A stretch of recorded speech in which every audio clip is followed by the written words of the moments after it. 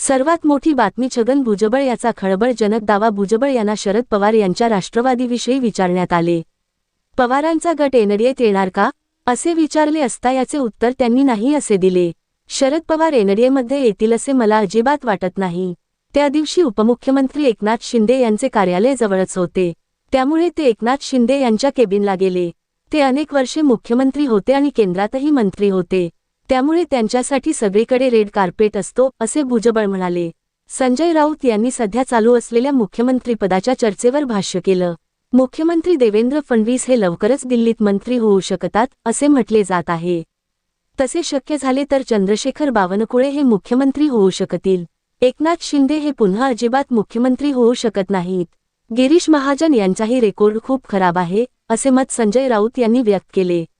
यावरच भुजबळ यांनी आपले मत व्यक्त केले आहे. मी काही ज्योतिषी नाही, त्यामुळे याबाबत मला काही माहिती नाही असे सांगितले. त्यांनी याबाबत थेट उत्तर दिलेले नाही.